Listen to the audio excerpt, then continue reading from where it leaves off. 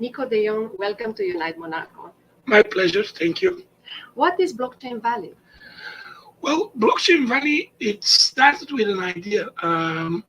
Some of my friends, we are all in crypto, blockchain, and I see crypto people a little bit as modern hippies. We care more about the planet than normal people do. And we were looking basically for means how to improve the earth, that we leave it for a better place for our kids than we found it. And I'm originally from Belgium, but I live already 12 years in Bulgaria. And 2 years ago, there came a plot of land of 2 million square meters on our path. And it's then that me and friends decided, let's make a smart city there, where we check what we can do with blockchain, how to improve a smart city, how to make it better. And when we just were planning to launch it, Corona started. So we postponed the smart city idea a bit. And we start playing with the virtual part, the virtual twin of the project, because we saw in Corona that people want to meet each other, and so we cannot meet each other, but also have experiences like going to concerts and so on. So we were already playing with metaverse before metaverse was even a big thing. And that's why we are launching now the virtual part first. And later this year, we also launch our smart city. So it all started as an idea, but it became something very big. This is great. And also your mission here is tech with purpose. Yes. So what is the idea behind? What is your why, let's say?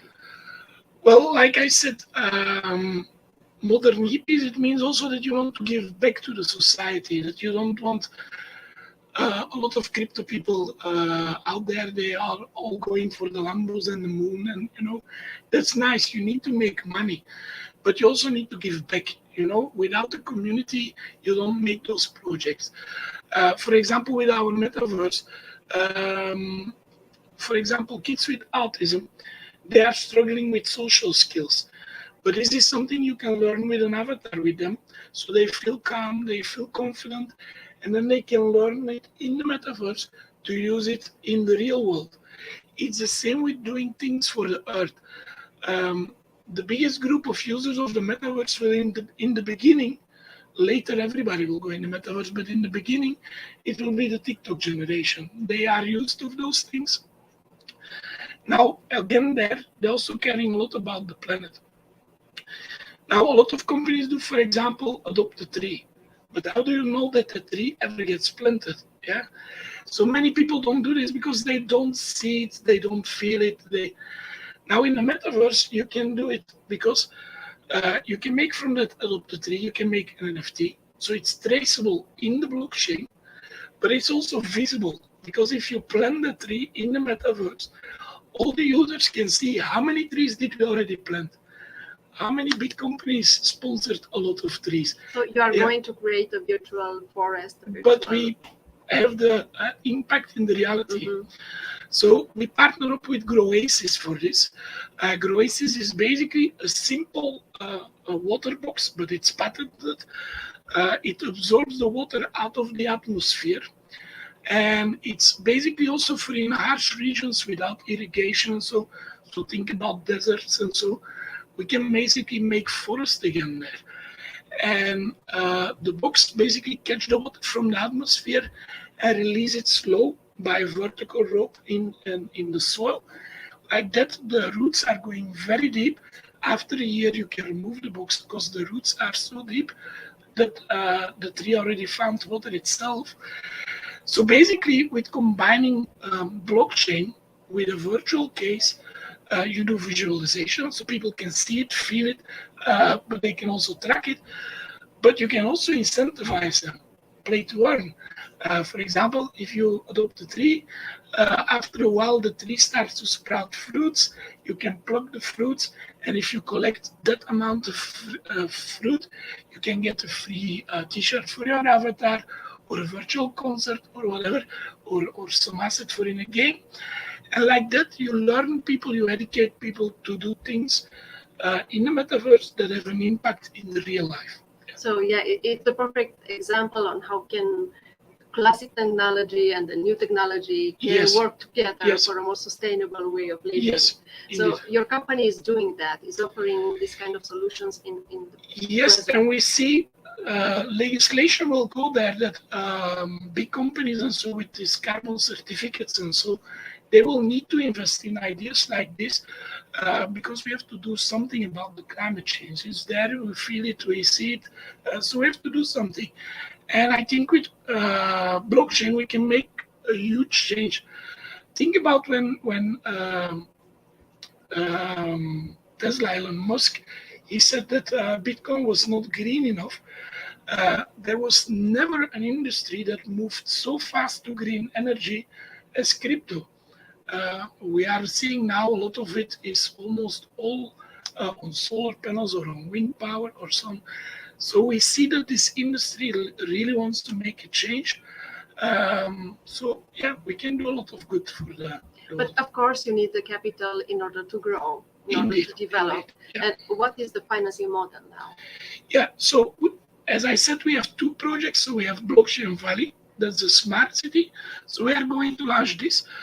There we have different options. It can be equity, it can be a security token, it can be a fractionalized NFT.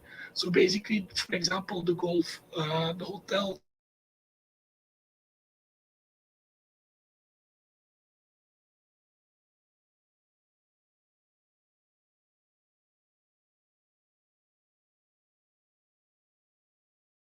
some allocation left, and basically like this, they can raise, they can make a profit on the token.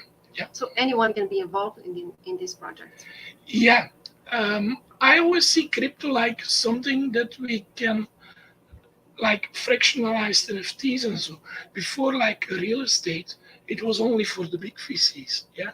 But now with making real estate fractionalized, you basically give everybody the chance to own a part, because it's a 2 million square meter project, so it's huge. It's a €1 billion investment, this project. So everybody can take part in it. Yes. But Niko, how do you bring closer people who are not so connected to the blockchain topic?